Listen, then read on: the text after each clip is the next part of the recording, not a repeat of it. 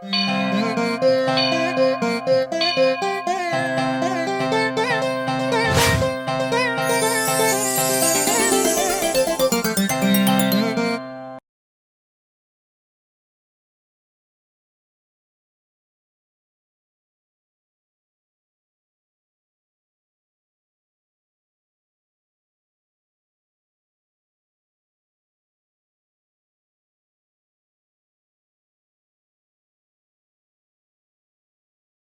తర్వాత స్వామిగారి దగ్గర స్వామిగారు ఎప్పుడన్నా ఏదైనా సమస్యలున్నా మరి నేను ఇలా చెప్తుంటానండి. వారు కూడా ఇలా చేయండి, ఇలా చేయరా ఆలంగేశ్వర, వాళ్ళ ఇబ్బంది లేకుండా అన్ని రకాలు చూడు. ఆ తర్వాతేమో భజనలు అదన్నీ కొంచెం హార్మోనీ లేదండి, ఈ భజన సరిగ్గా ఉండలేదండి వాళ్ళకంటే, ఆలంగేశ్వర నువ్వు నువ్వు వాయించాయన్నారండి. ఇదేంటండి మా నాన్నగారు 4, 5 సార్లు 4, 5 సంవత్సరాలు నేర్చుకున్నారంటండి.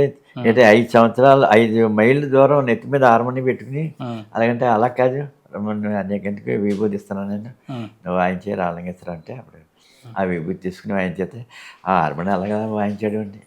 అలాగే స్వామిగారి మీద పాటలు రాయడం అన్ని రకాలుగా కూడా అంతా అంతా కాళికాదేవి స్వామిగారి దగ్గరికి కాళికాదేవి వచ్చిందండి.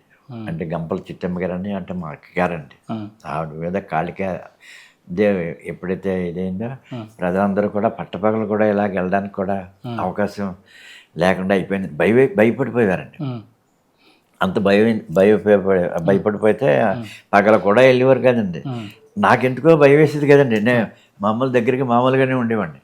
ఆ ఆశ్రమం కాడ బాలయ్య గారు తల్లిగారు ఆవిడ అన్నయ్య అంటదండి నన్ను. అంటే మా అమ్మమ్మ గారును వాళ్ళిద్దరు ఫ్రెండ్స్. అన్నయ్య నువ్వు ఇంకేమన్నా దగ్గరికన్నా వెళ్ళావు కంటే నెత్తి మీద కన్నా చేసి నువ్వు చచ్చిపోతే నువ్వు ఏటో అనుకునేదండి. అలాగంటే అప్పుడు కూడా భయం వేసేది కదండి. మా లోనికి తీసుకెళ్ళి మా అక్కగారన్న అంటే ఒక కాళికా దేవి అన్న ఆలోచనలోనే నీకు రామలింగేశ్వర నీకు సరైన పద్ధతి ఇస్తానని నీకు నేను అంటే అది స్వామిగారు ఇది వల్లే ఈ కాళికా అవుతారనమాట చెప్పాలంటే కాళికాదేవి వచ్చిందనమాట అండి. ఆ కాళికాదేవి ఎప్పుడైతే వచ్చిందో అప్పుడు నీకు నేను తల మీద ఇలా పెట్టి గదిలోకి అలా తీసుకెళ్ళిపోయి ఒక చోటకి నాకు ఇలా పెట్టి నీకు ధ్యానోపధ్యాసం చేస్తున్నాను నేను, నీకు అన్ని రకాల నీకు వచ్చేస్తాను నీకు. అలాగనే ఆ కాళికాదేవి ఆ పూనకంలో ఉండి ఇవన్నీ నాకు చెప్పారన్నమాట. చెప్పేసరికి ఈలోగా ఆ తల్లిగారు ఏం చేసేవారంటే ఆవిడకన్నా చూసిందంటే గబేల్ లాగేసేసి నువ్వేమన్నా ఉందా నెత్తి మీద నీ చెయ్యటేస్తుంటే నువ్వు చచ్చిపోతావు నువ్వు ఇంకేమన్నా అనుకుంటున్నావు అబ్బాయి అలా అలాగని అనేదండి. అంటే ఏమో నాకు దృష్టి కనపడలేదు లేదు రక్తం కట్టి చచ్చిపోతావు అలాగనంటే అప్పుడు మళ్ళీ లాగేసిందండి. ఆ తర్వాత మళ్ళీ నన్ను తీసుకెళ్ళిపోయి ఇలా ఇలా పెట్టి అప్పుడు నీకు దేశం చేస్తున్నాను నీకు మంచి బాగుంటుంది అలాగేనని అక్కడ పాత శివాలయం ఉండిద్దండి. అక్కడ నంది ఒకటి ఉండేది. ఆ నంది రామలింగేశ్వరరావు నువ్వు పుస్తకం తీసుకొని కలం నీకు సరస్వతిని ఇస్తున్నాను నేను అలాగని చెప్పేసి పుస్తకం తీసుకోమని అప్పుడు ఇవన్నీ చేసేసరికి అప్పటి నుంచి నాకు అసలు నేను చదివింది ఏంటంటే రెండోసారి పుస్తకం చదివానండి అంతే. ఒకటి చదివాను పుస్తకం, రెండోది పుస్తకం తెచ్చామండి అంతే. ఇంక మళ్ళీ చదవలేదు కూడా. ఆ టైంలోనే ఇంకా ఆ టైంలో మంచి ఇబ్బంది పరిస్థితి అండి. ఆ టైంలో సొసైటీలోకి వెళ్ళిపోతే ₹6 జీతం అండి నెలకి. ఆ టైంలో అక్కడ అలా చేసేవాడు అనమాట. ఎప్పుడైతే చదువుకోలేదో ఈ జానపద్యం ఎప్పుడైతే చేసిందో ఇంకంతే అప్పటి నుంచి స్వామిగారి పాటలు రాయడం ఇంకా అన్ని రకాలు కూడా మంచి పవర్గా మనసులోకి అలా వచ్చేసాం. మనం ఇదంటే అయిపోద్ది అని ఆ కాళికాదేవి ఎప్పుడైతే చెప్పిందో మనకి ఈ పని అయిపోద్ది, ఇదంతా స్వామిగారి సంకల్పం వల్ల మరి ఆ కాళికాదేవి అలా వచ్చింది. అలాగని అలా చెప్పడం జరిగిందండి. బాలయ్య గారి దగ్గర ఏంటంటే ఆ బాలయ్య గారికి ఇద్దరికి కూడా వాదం అయిందండి, కాళికాదేవికి అని ఇద్దరికి. నీ శక్తిని నాకు ఇవ్వాలి ఇది సంగతి అంటే నేను ఇస్తాను, మరి నువ్వు నీ శక్తులని నాకు ఇచ్చేసి అప్పుడు నేను చెప్తాను అలాగంటే అప్పుడు ఇదిగో ఇచ్చేస్తాను అంటే నా శక్తి ఏంటంటే నాకు నీ రక్తం కావాలన్నది అన్నారండి. రక్తం కావాలంటే తీసుకో అయితేని నీకు ఎంత రక్తం కావాలంటే అమ్మో ఎన్ని సంవత్సరాల ఏళ్ళకో ఇది నాకు వచ్చింది, ఇది చెప్పాలంటే నీ రక్తం చాలా తీగా ఉంది అలాగలాగని స్వామిగారిది ఈ చెయ్యి ఎలా ఉంటుందండి ఇక్కడ కొంచెం ఇలా ఉంటుంది ఆయన చెయ్య, ఇదంతా రక్తం పీల్చేసింది అనమాట. పీల్చేసేసాక అప్పుడు ఆ తర్వాత ఆయనకి శక్తిలో ఇచ్చేసింది అన్నమాట ఆవిడ. ఇచ్చేసేసి తక్కువని వదిలేసింది అంతండి ఆవిడ. అటువంటి పద్ధతి అన్నమాట. అది అలా జరిగిందండి. అప్పటి నుంచి స్వామి గారు అన్నీ చెప్తుంటారండి. బెంగళూరు అది వెళ్తుంటారు, ఇతర చోట్లకి అది వెళ్ళి రామలింగేశ్వరరావుగా మరి అన్నీ చూడాలి, ఇది చూడండి, వాళ్ళకి ఎక్కండి వీళ్ళకి ఎక్కండి వంటలు చేసేవాళ్ళని, ఈ అన్నదానం కార్యక్రమాలకి అయితే వీళ్ళందరినీ కలమండం చదవండం వాళ్ళందరికీ భోజనాలే కూడా ఆయన పైనుండి మళ్ళీ చూడడం. పలానా వాళ్ళకి ఏమైనప్పటికీ కూడా వీళ్ళు ఎవరు ఇబ్బంది పడకుండా ఉండాలి, ఎవరైనా వెళ్ళిపోకూడదు, అంత జాగ్రత్తగా చూడాలి అలాగని చెప్పడం. అలాగే అన్నదాన కార్యక్రమాలన్నీ చేయడం. మీరు వేసే మంత్రాలని ప్రతిరోజు జపం చేస్తారండి? వాటిని చేస్తానండి, చేస్తుంటానండి. నేను ధ్యానం చేస్తుంటానండి. తర్వాత ఎలాగో 4:30 లేస్తాను. నేను 4:30 లేచి మళ్ళీ 30 గంట ధ్యానం చేసి ఆ తర్వాత బయటకు వచ్చి 30 గంట మళ్ళీ వాకింగ్ చేస్తాను. నాకు 83 సంవత్సరాలు ఇప్పుడు. 83 జరుగుతుందండి. కనపట్లేదు అలా మీరు. 83 జరుగుతుందండి.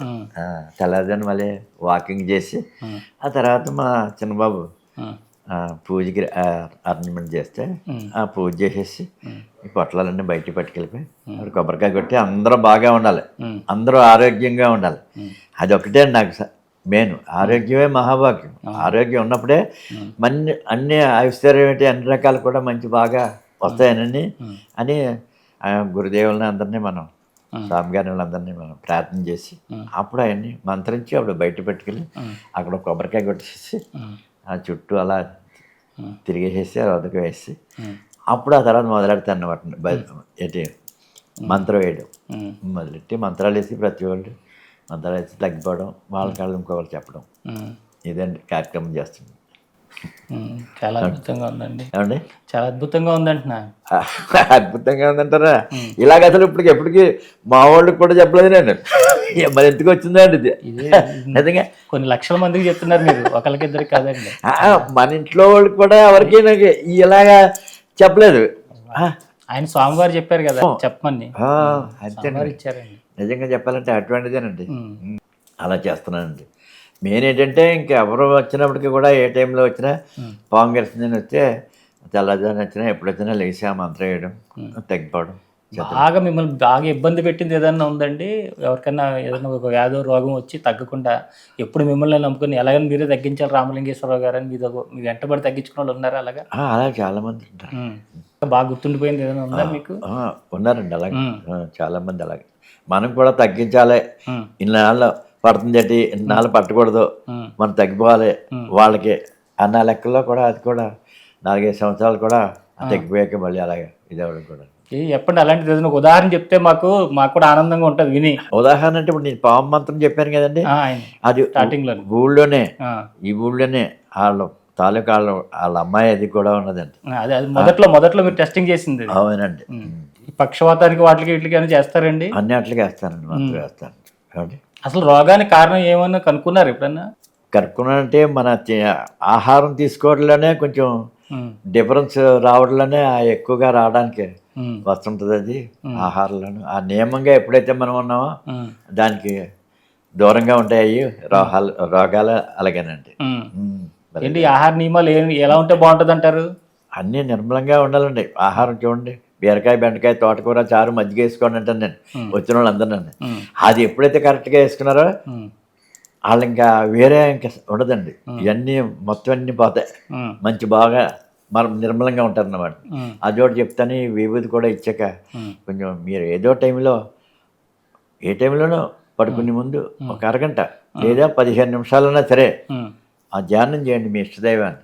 చేసుకున్నప్పుడు చేసినట్లయితే మీకు ఆరోగ్యం కూడా మంచి బాగుంటుంది.